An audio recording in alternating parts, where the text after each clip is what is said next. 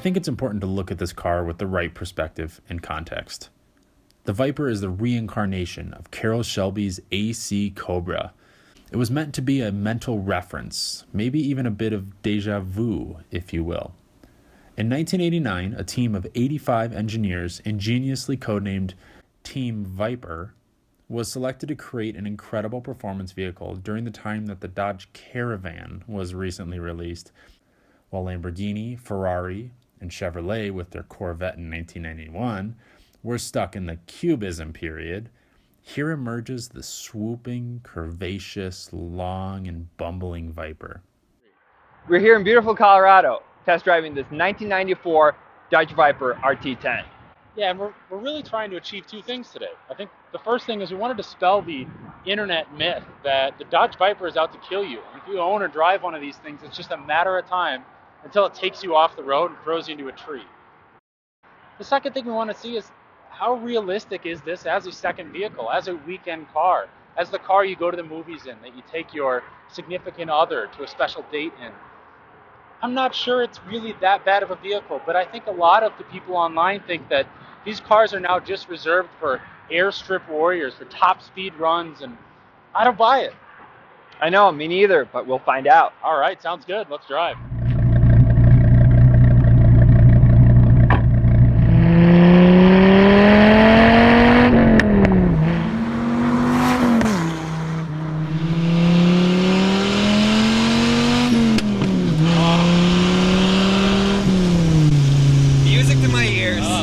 I know.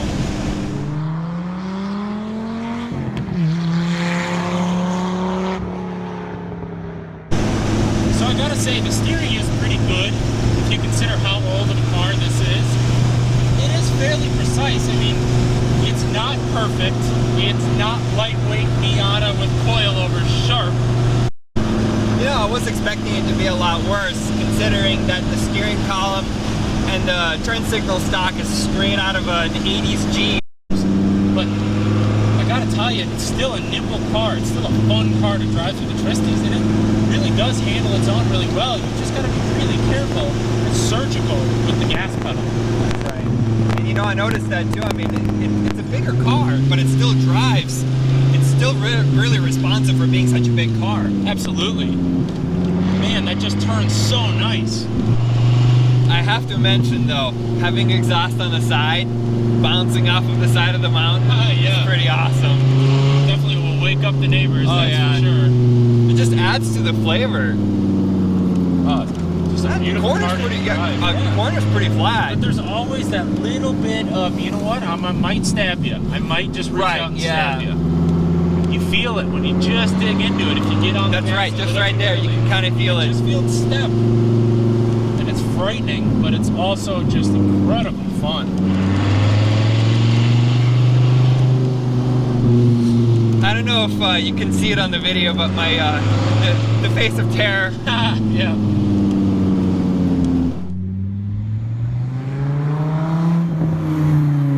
All right, let's talk about some of the engineering apathies here. First of all, let's start with the hood. This one's fun. You gotta reach your arm all the way back up in there like it's eating your hand. Pull down on that. Then you're up in here. Open that one. And lift her up that way. Interestingly enough, that's how you look at your engine. All right, let's look at how we hold the trunk open. This one's interesting. Besides the trunk weighing about 40 pounds, there's actually a trunk prop. It is truly a kit car of the 80s. So kind of like the older Lamborghinis. It might have been put together by a skilled person, but there's still details that you really have to pay attention to. Look at the paint lines. These beautiful paint lines where there were tape. And here they're rivets. And if you look really, really close, you might even notice that there was somebody's thumbprint in there. When I think of true sports cars and their interiors, this is what I imagine. I imagine a simple interior with a simple steering wheel that is that has a perfect grip to it, perfect thickness, that has a shifter right next to it that feels very mechanical, almost gated like this. You see that the steering wheel is right in front of you, but the pedals are about one pedal over to the left. So naturally, when you get in the car, you want to put your left foot on the brake and your right foot on the gas. So you have to kind of shift over one pedal. But when you're driving, it really kind of goes away and you really don't notice it. One other thing is, car's from 1994, but there's no airbag in the center. So the steering wheel is really nice. It's a perfect size. It's really nice and grippy. It really reminds me a lot of the Momo Corsa steering wheels. So really, really nice. Very comfortable to hold on to. Another part that I really like is the way that the shifter's set up. It's right next to the steering wheel. I mean, it's almost within, it's within 6 inches away, maybe even less. So shifting gears makes it really easy, going really quickly from steering wheel to the shifter setup. Another thing you notice is how big the center console is. I mean, the car is really wide, and the center console really accentuates how wide it is. One thing that is iconic about the Dodge Viper is the throwback side exit exhaust. You can't actually get yourself burnt on it, so Dodge actually included a nice big sticker that says that you will burn yourself. There's no door handle. Alright, maybe it's only on the inside, who knows, right?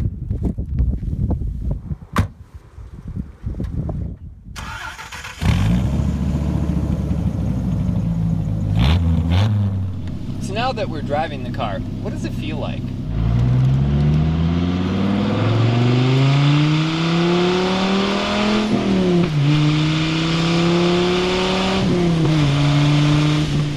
So the biggest thing is the pedal placement. Pedals are shifted to the left, so driving it is a little bit different than any other car. So the steering is not adjustable. You can't move it. You can move it up and down a little bit, but considering that the steering column is out of an old Jeep, it doesn't really move much. So the steering wheel is still at a pretty decent angle at you, but you sit a little high. The steering wheel is a little too close. If you sit any further, you can't really reach the pedals.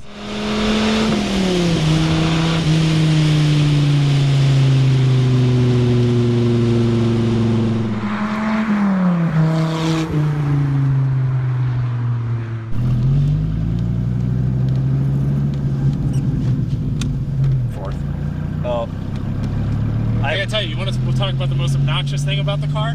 Single-handedly, most obnoxious thing, the fact that you cannot shift at a low RPM from first to second. It automatically dumps you into fourth. I know that there's a lockout you can buy as an aftermarket piece. Buy that if you buy a Viper. I think this is one of those cars that you can't explain, you can't reason, there's no purpose for it in the world.